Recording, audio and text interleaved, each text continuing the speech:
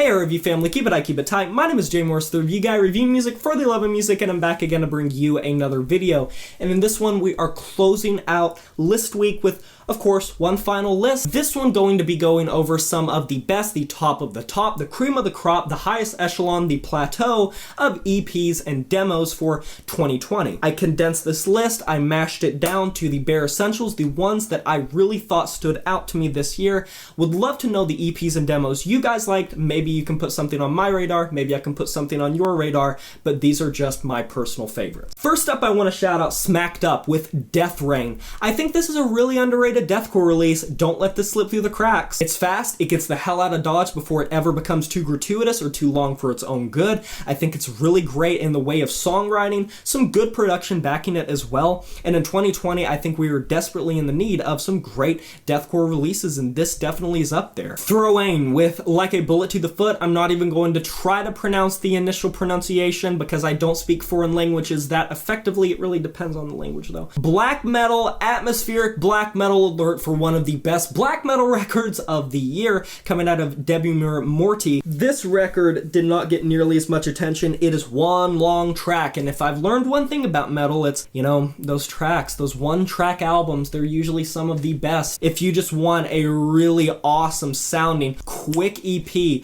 basically just a song, a very long song of some great atmospheric, multi-layered, multifaceted, great progressive black metal that really pushes the envelope and takes it in a new direction. I'm so glad I discovered this project, and I'm glad that I delved into their other material. Carcass with Despicable. If this is what Carcass didn't want on a full length in 2021, then holy shit, we're in for a great record. While this isn't anything that Carcass hasn't done before, and while this can be considered sort of bare bones by their own standards, it really is admirable that they took it in a direction like this that is just cool. It's that melodic death metal high, and a lot of people aren't behind it. I personally really enjoy it, and I like how far Carcass have come from inventing gore grind. Vectis with No Mercy for the Weak. This is a band that came across out of nowhere that has stuck with me for some reason. And while I wasn't the biggest fan of this release upon release, this Portuguese band, these upstarts that are playing black thrash, do the style in a way that really is impressive to me. I don't hear a lot of black thrash metal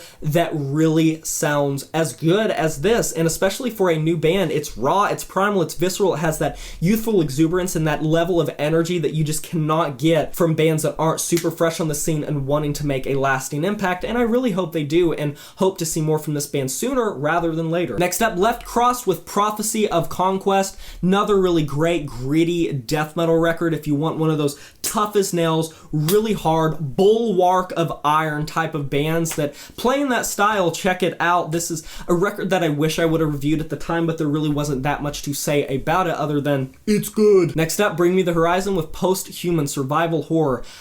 Oh, I don't care what anyone says, and this is coming from someone that really likes Bring Me the Horizon. They are sounding better than they have in a while. I think this can rival anything off of Ammo. It rivals a lot, if not all, of what was on that weird EP experimental thing, and it's better than some of the tracks on That's the Spirit, and I personally really like That's the Spirit. Some of their best creative highs, some of their best songwriting, some of Oliver's best vocal performances, some great features across this record. It grows on me the more I listen to it. And Serpent Column with Endless Detainment. If I had to say what's like my favorite EP of the year, it would be this Serpent Column EP. When I heard this, it blew me the hell away. This is one of the most claustrophobic, frigid, avant-garde black metal records, I guess is what you could call it. It's dense, but in the good way. It feels like you are being tortured. It is so ear-shredding. It is so endless. It feels like a winding labyrinth with endless minotaurs in it. And I love every second of this. I go back to it a lot. If you want that sort of